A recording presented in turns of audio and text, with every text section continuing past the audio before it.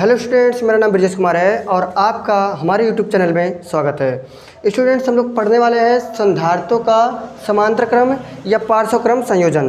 हम लोग पिछले वीडियो में पढ़े थे संधारित्रों का श्रेणी क्रम संयोजन। तो आज पढ़ना है संधारित्रों का समांतर क्रम संयोजन। सही है, तो इसमें देखते हैं क्या होता है। हम बताए थे जो श्रेणी क्रम होता है उसमें आवेश समान होते हैं।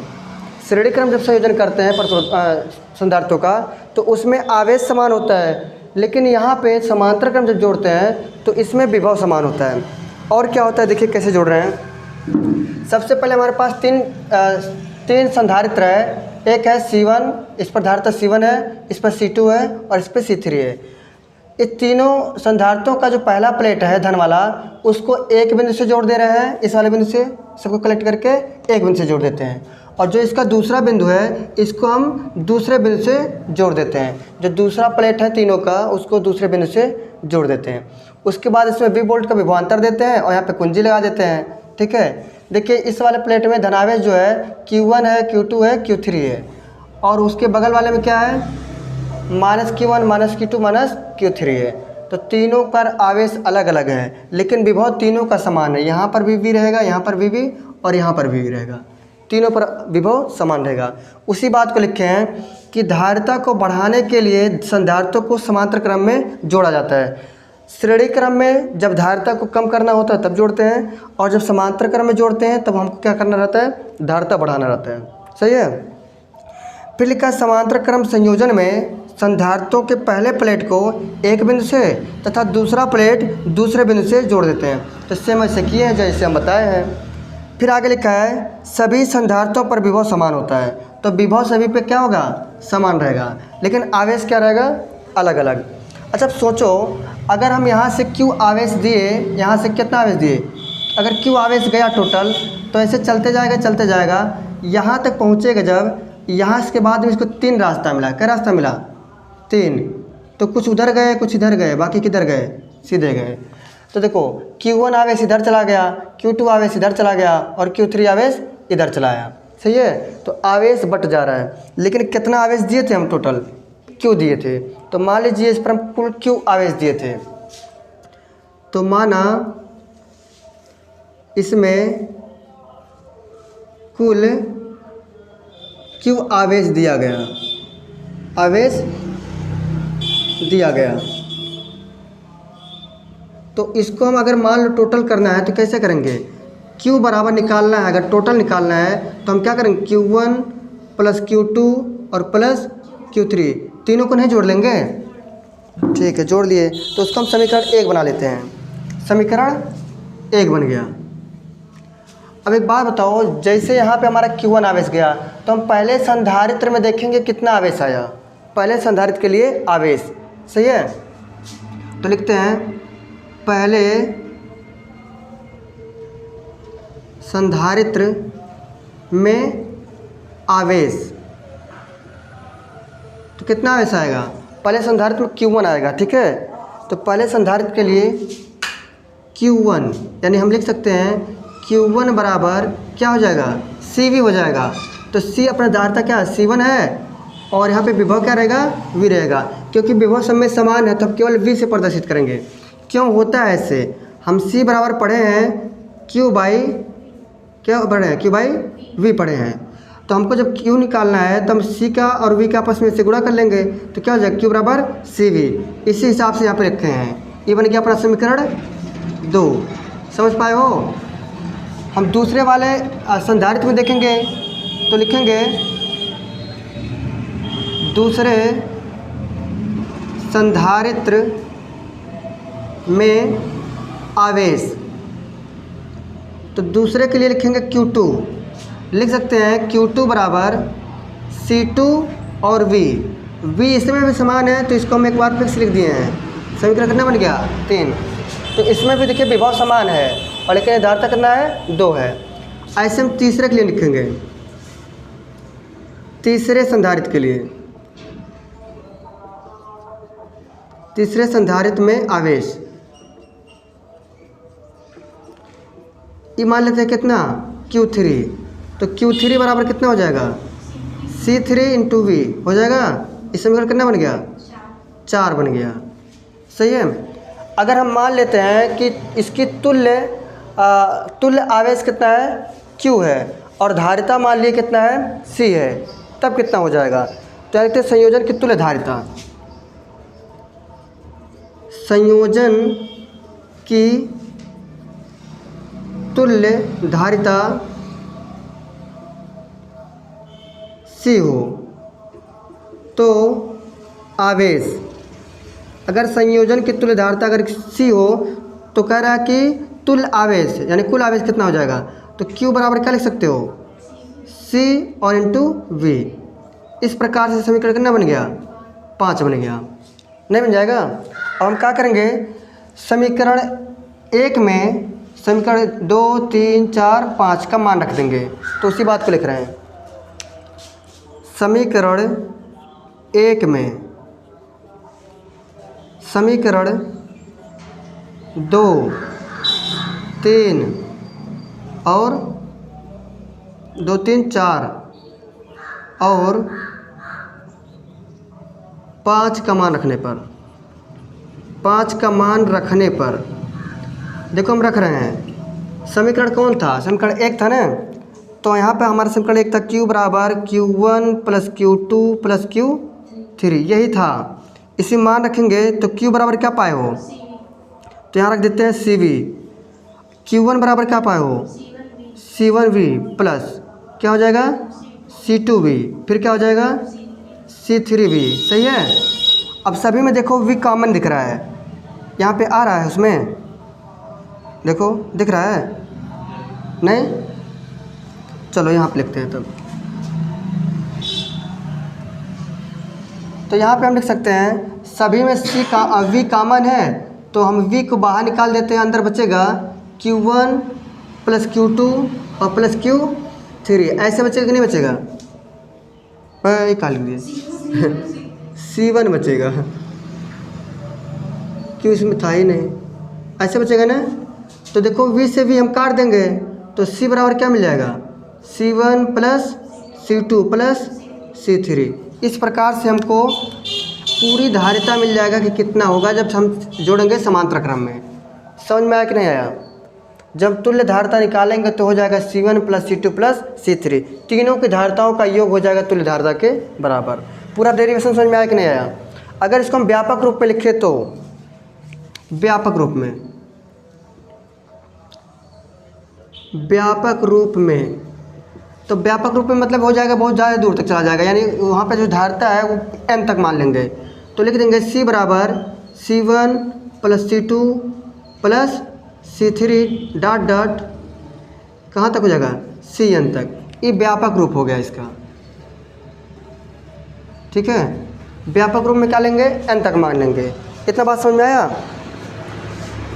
तो लिखा है समांतर क्रम संयोजन की तुल्य धारिता का मान अलग अलग संधारिताओं की धारिताओं का योग के बराबर होता है। हाँ, इसको हम क्या लिख सकते हैं, बोलो बोलो। अरे यहाँ पे लिखा है समांतर क्रम संयोजन, समांतर क्रम संयोजन, समांतर क्रम संयोजन की तुल्य धारिता का मान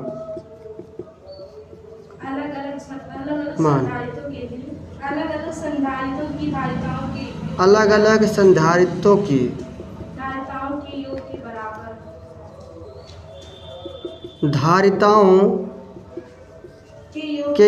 के बराबर होता है। एक प्रकार से परिभाषा हम लोग पा गए। क्या बताया गया कि समांतर क्रम संयोजन की तुल्य धारिता का मान, तो तुल्य धारिता C है ना, तुल्य धारिता का मान अलग अलग संधारितों की, अलग अलग कौन है C1 C2 C3, अलग अलग संधारितों की धारिताओं का योग, यानी बीच में प्लस लगाना है, उसी के बराबर होता है। समझा कि नहीं आया। तो इसको कॉपी कर सकते हो और इसके आगे देखेंगे इसमें हम परावैद्युत माध्यम रख के तब कॉपी कर सकते हो।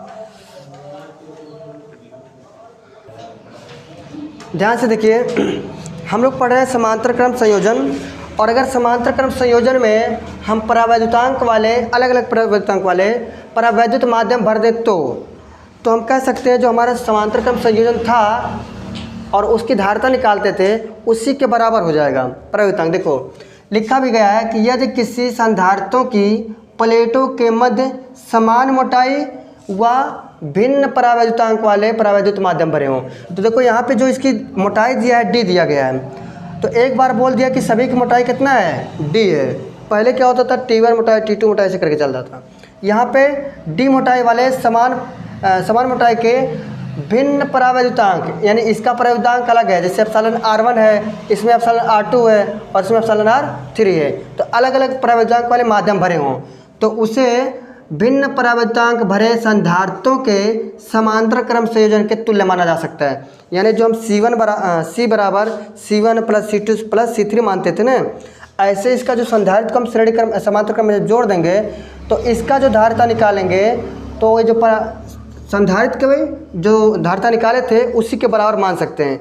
यानी हम इनका धारिता और जो संधारित्र का धारिता था उनको बराबर मान सकते हैं और वैल्यू रख सकते हैं। जैसे देखो हम ये वाला हमारा इस टाइप का था, जब इसके तुल्य संयोजन किए हैं समांतर क्रम में, तो देखिए इसका पहला प्लेट, इसका पहला प्लेट और इनका पहला प्लेट, तीनों को किस क्रम में जोड़ दिए हैं, पहले प्लेट को एक बिंदु से जोड़ दिए हैं, दूसरा प्लेट को दूसरे बिंदु से जोड़ दिए हैं। और यहाँ पे थोड़ा सा हम गलती कर दिए हैं, ठीक है, ऐसे नहीं रहेगा, ये रहेगा ऐसे, ठीक है।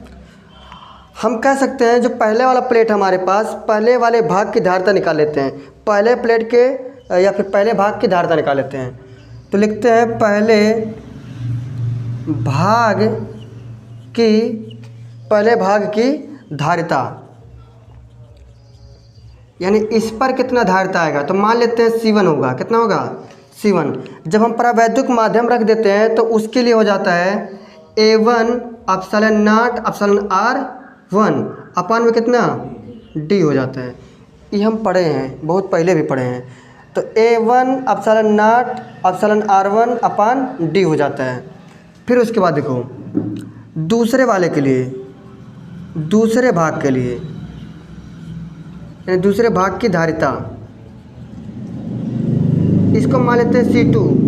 तो C2 बराबर हो जाएगा A2 epsilon not epsilon R2 अपान कितना D भाई मोटाई है, ठीक है, और एप्सिलॉन R2 जो बता रहा है यानी इसके बारे में बात कर रहा है और इसका क्षेत्रफल ये वाला है दूसरा, ठीक है। इसी प्रकार तीसरे भाग की धारिता कितना हो जाएगा C3, ये हो जाएगा A3 epsilon not epsilon R3 अपान कितना D। मोटाई तीनों का समान इसलिए उसको हम नहीं बदल रहे हैं, लेकिन एप्सिलॉन R1 की, R2 की, R3 की यहाँ पे बदले। क्षेत्रफल भी सबका अलग अलग है, इसको भी हम अलग अलग कर दिए। अब हम कह सकते हैं कि जो कुल धारिता निकला, यानी कुल धारिता जब निकालते हैं तो होता क्या है, C बराबर C1 plus C2 plus C3 होता है कि नहीं होता है।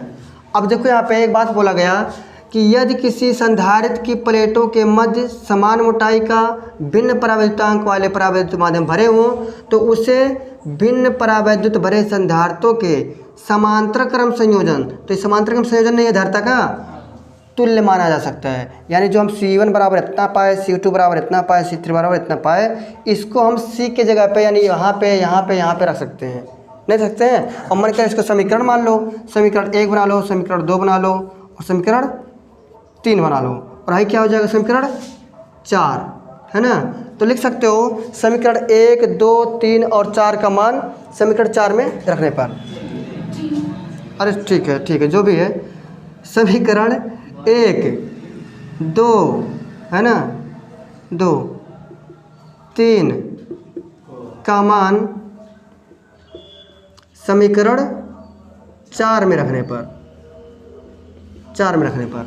तो देखो क्या पाते हैं, C बराबर हो जाएगा, C1 का मान कितना है A1 epsilon not epsilon R1 अपान कितना D प्लस में A2 epsilon not epsilon R2 अपान कितना D प्लस में A3 epsilon not epsilon R3 अपान कितना D।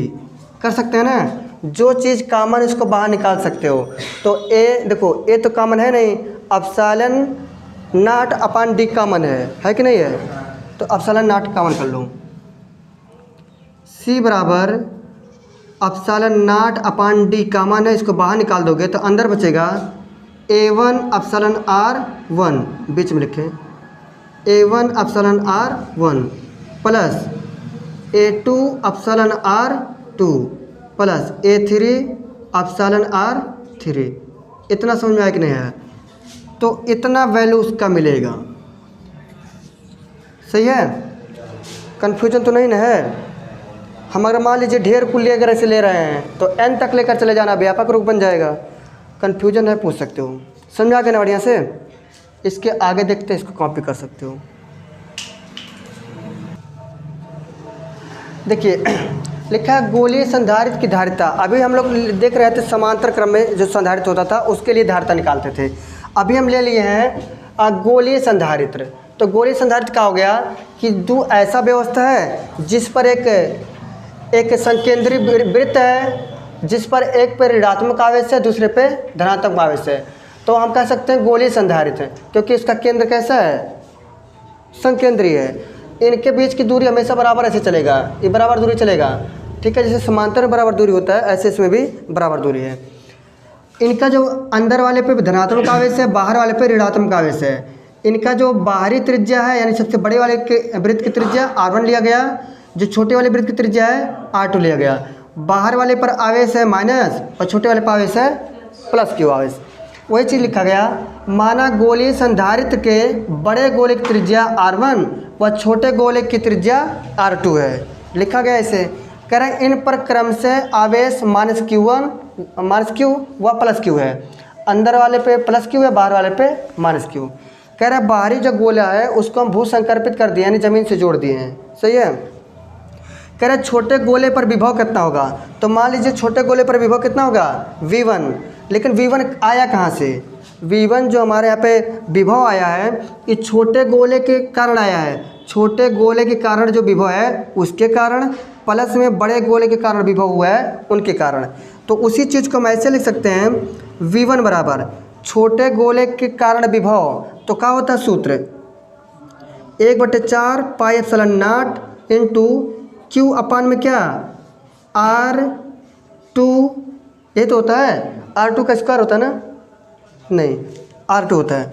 देखो विभव V1 बराबर 1/4 पाई एप्सिलॉन नॉट क्यू बटे R2 प्लस, यहाँ पे प्लस का चिन्ह है ना, plus 1/4 pi epsilon naught into minus में क्यू है बटे कितना है R1, क्योंकि बड़े गोले की त्रिज्या कितना माना गया है? बड़े गोले की त्रिज्या R1 माना गया है। इसलिए हम जब विभव निकालते हैं तो उसका चिन्ह लिखते हैं आवेश का। जब हम वैद्युत क्षेत्र निकालते हैं तो उसका माइनस चिन्ह लिखने की ज़रूरत नहीं होती है। इस बात को ध्यान रखना। इसको हम पूरी तरीके से हल करें तो लिख सकते हो 1/4 pi epsilon naught into Q upon में R2 और minus plus minus minus 1/4 pi epsilon naught और इंटू क्यू बाई कितना R1। नहीं बन जाएगा? समीकरण बना सकते हैं एक। समझ आया? हम उसको चिन्ह जो है प्लस वाला माइनस वाला इससे गुणा करा दी तो माइनस बन गया। अब हम देखते हैं ये छोटे वाले पे विभव हुआ, अब हम बड़े गोले पर विभव देखेंगे।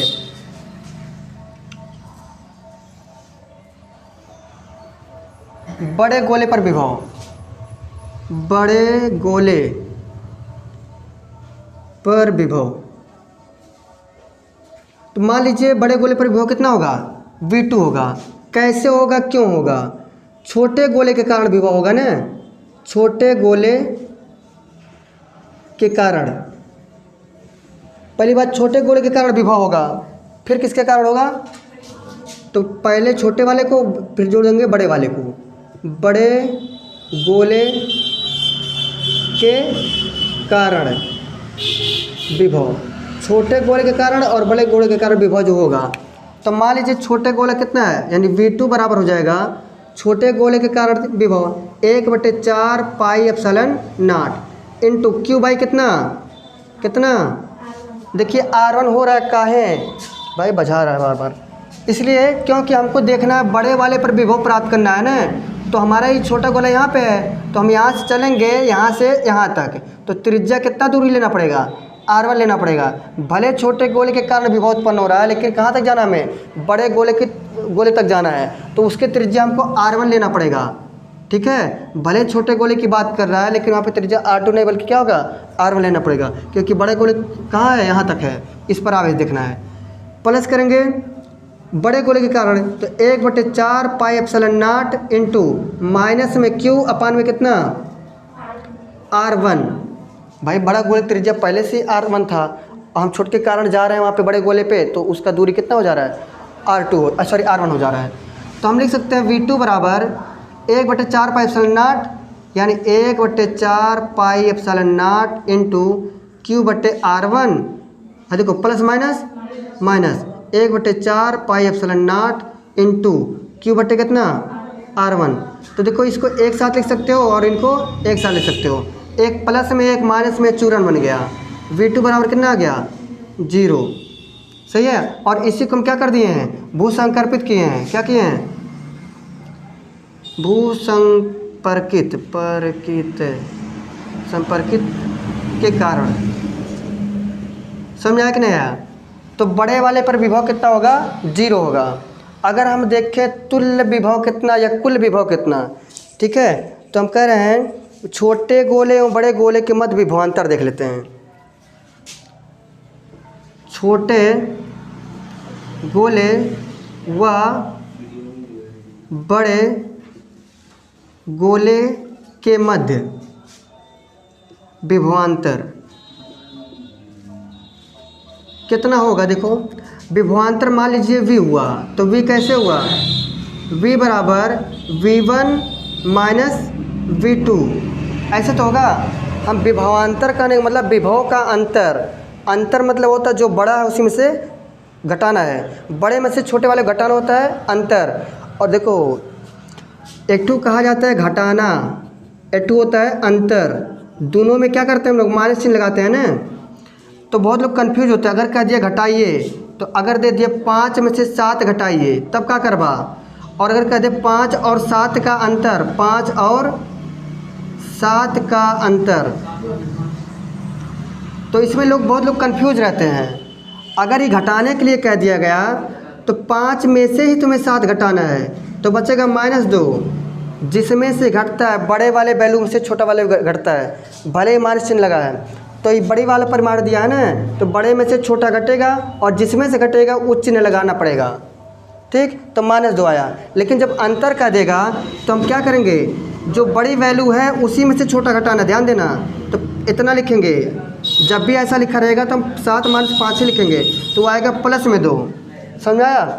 तो इसी बात को V बराबर हम लोग V1 का मान कितना पाए हैं, कितना पाए हैं, समीकरण 1 से यहाँ लिख सकते हो, समीकरण 1 से V का 1 से V1 का मान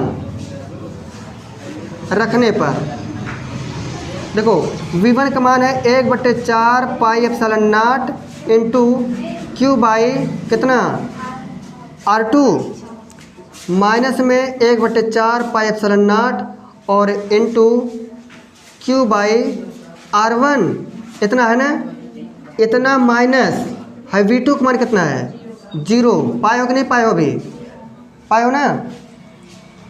अब देखिए V बराबर हम लिख सकते हैं, देखो इसमें और इसमें हमारा 1/4 पाई एप्सिलॉन नॉट और Q कॉमन दिख रहा है, तो हम इसको लिख सकते हैं Q अपान में 4 पाई एप्सिलॉन नॉट और इंटू अंदर क्या बचेगा, अंदर बचेगा 1/R2 और माइनस 1/R1, और इधर माइनस में 0 बचा है। तो अब 0 को बार बार लिखने की ज़रूरत नहीं है, ये बात समझे हो। देखो Q भी कॉमन किए हैं, तो V बराबर लिख सकते हैं Q/4 पाई एप्सिलॉन नॉट और इंटू इनका यहाँ पे गुणा कर लो तो बन जाएगा कितना बन जाएगा, R1 और माइनस में R2 और बटे इन दोनों का गुणा, तो R1 R2 ऐसे लिख सकते हो। समझ में आया कि नहीं आया। तो इसी को तो हम ढूंढ रहे थे। ठीक है, ये आंसर हुआ। कन्फ्यूजन है तो बताओ। आंसर हुआ वही, मतलब समीकरण 3 हुआ। ठीक है, अब हम गोले के इसकी धारिता निकाल लेते हैं, तब तो आएगा नहीं। इसको कितना बना ले समीकरण 3। दुई कहाँ गए, हाई दुई समीकरण है ना, ये 3 मान लिए। अब हम क्या कर देते हैं, हमको पता है कि संधारित्र की धारिता कितना होता है, संधारित्र की धारिता यानी C बराबर क्या होता है, Q/V होता है। और वही मान रख देंगे, V का मान इसमें रखेंगे, इसको मान लो समीकरण 4, तो मान रख देते हैं। तो C बराबर हम रख सकते हैं मान रख के Q/4 पाई एप्सिलॉन नॉट और इनटू अंदर बचा R1 माइनस R2 और अपान में कितना R1 इंटू R2। देखिए ये अभी ऊपर है, कट जाएगा, हाई चला जाएगा ऊपर, तो कितना बन जाएगा, C बराबर बन जाएगा 4 पाई एप्सिलॉन नॉट अपान कितना बचेगा, अपान में R1 माइनस R2 और ये बट्टे में ऊपर चला जाएगा ना, ऊपर भेज दें, R1 इंटू R2 इतना आएगा। अब हमारे पास जगह नहीं है, तो जगह नहीं है तो हम यहाँ पे जगह बना रहे हैं,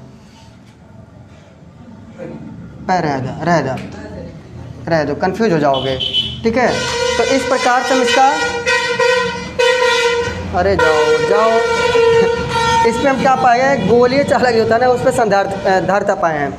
लेकिन अगर मान लो हम कोई माध्यम भर दे तो, अरे क्या बताएं, इतना तेज़ गाड़ी चलाते हैं, अगर इसकी हम माध्यम रख के धारिता पाना चाहें तो ये जहाँ पे एप्सिलॉन नॉट है उसके जगह पे क्या आ जाएगा, एप्सिलॉन नॉट और एप्सिलॉन R आ जाएगा, ये अलग से उतना जुड़ जाएगा, तो उसको हम छोड़ रहे हैं।